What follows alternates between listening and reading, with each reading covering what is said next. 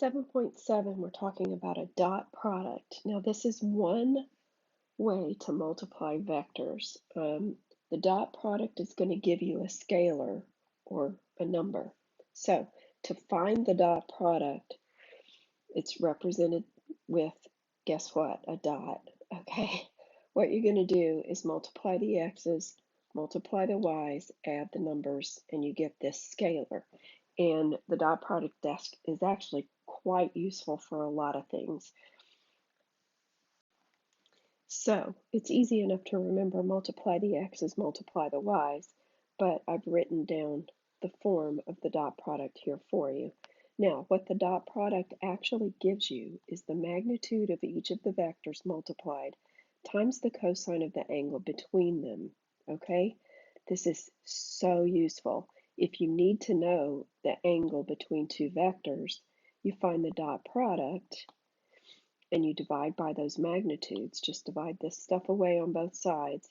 You end up with the cosine of theta. And then you can take the inverse cosine to figure out the angle between the two vectors. Now, when you do the inverse cosine on your calculator, you're going to get quadrants 1 and 2, and that is going to give you the actual answer, because you're never going to be, if you get 180 degrees, then your vectors are parallel. One's pointing one way and one's pointing the other, right? And the cosine of that would be a -1. So you get that they are parallel. If they're both the same vector, or they're different lengths but in the same direction, then the cosine equals 1. All of this will be 1. Okay? If you get 0, if the dot product equals 0, that means this angle was 90 degrees. And you have vectors that are called orthogonal. They're perpendicular to each other. This knowledge is extremely powerful. So if you need to know if two vectors are orthogonal to each other or perpendicular, you're going to take the dot product. If it doesn't equal 0, they're not orthogonal. If it does, then they are, because that's the only way for a dot product to be 0 is if those vectors are either both zeros, or one of them is a 0, or if their angle is 90 degrees. Okay, an example, find the angle between V and W. So things you're going to need to know is the magnitude of each of the vectors.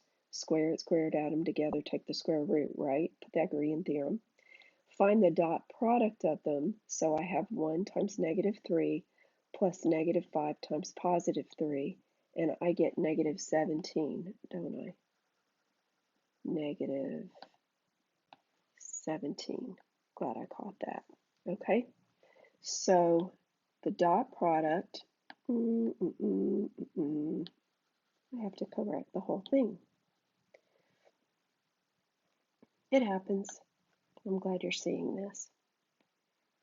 So -17, finding the calculator here.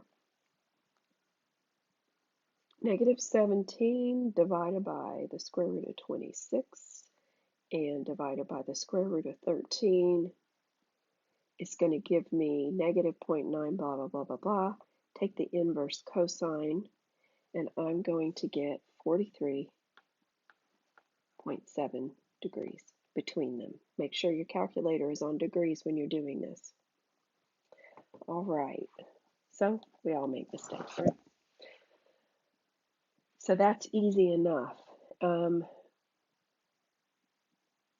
Here we go. Two vectors, are they orthogonal or not? So we have two vectors. We multiply, add. We get a -8, which is not 0. So these two vectors are not orthogonal to each other.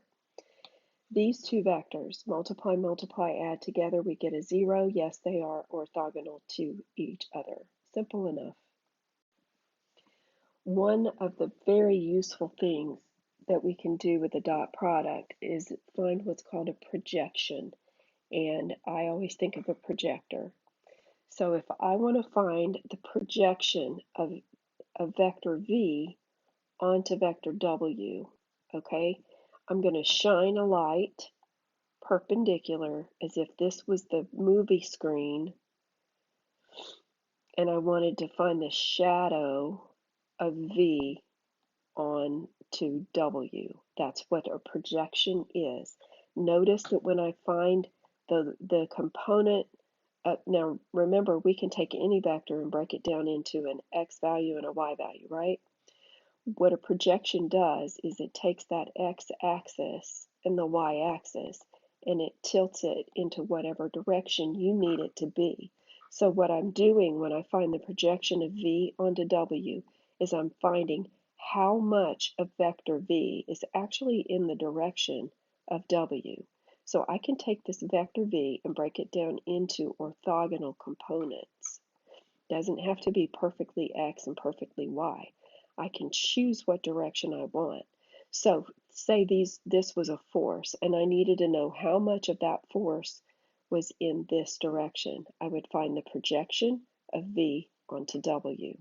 Okay, now the way you do this, we know that the dot product gives us magnitude, magnitude, cosine of the angle between. So if I take the dot product, I'll break this down into bits in a second.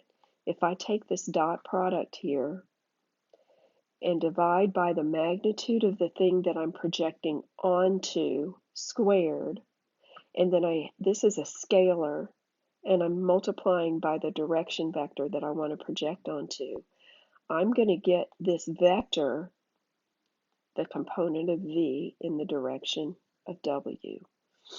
Now, if I take V, if I see V as a resultant of the sum of this vector and this vector, then I can take V and break it down into orthogonal components. V minus this projection will give me the vertical, or the one that's orthogonal. Pretty cool stuff. Okay, how does this work? The dot product is magnitude, magnitude, cosine of the angle, right? So I have V here and W here. They can be anywhere. I'm going to take that light and shine perpendicular to my screen, which is W. That's going to give me this component of V. And then I can also find a vertical component, right?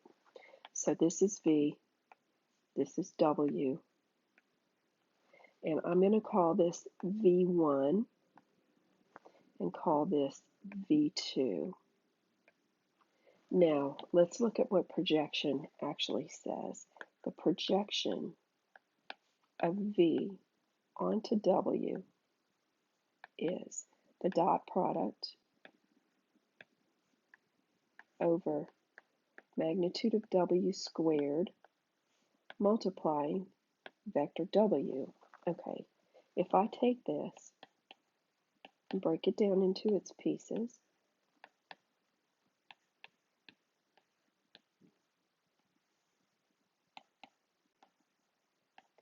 the W squared magnitude, that's not a dot product, so I'm going to multiply like this. Look at what happens. Those cancel. This gives me a unit vector in the direction of W. So when I take a unit vector in the direction of W, I find how many I need, add them together, and I get that component. Okay? So I'm normalizing W, and now right here, magnitude of V times the cosine of theta is, here's theta. V is the hypotenuse.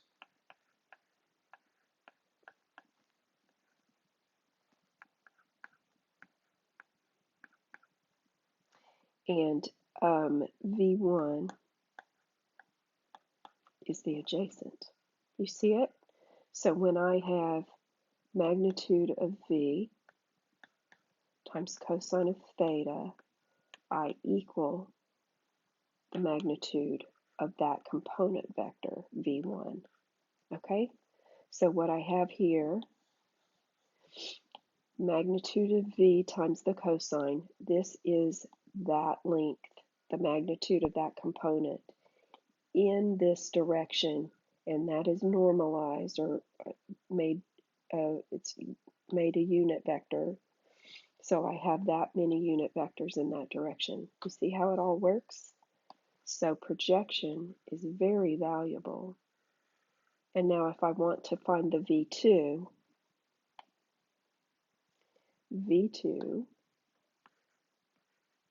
is vector V minus V1. And I can find both of those components that are orthogonal to each other. Very powerful stuff. All right, let's do an example problem. Find the projection of V onto W if I have these vectors. So you want to find the dot product, multiply, multiply, add. So I get minus 3 plus 20 gives me 17. Then I want to find the magnitude of W squared. So I'm going to square the components and add them together. And I don't have to take the square root because it's squared. So I get 32. So 17 over 30, that's 34, isn't it? 17 over 34 times W gives me the projection, the dot product over the magnitude squared times the vector W. This reduces to a half. There is the component of V that is in the direction of W. Now, if I want to find the other component, I take my original V right here and I subtract this. That gives me V2. Boom. If I add these two together, I get V. So try this homework. There's not much of it. If you have any questions, just ask me.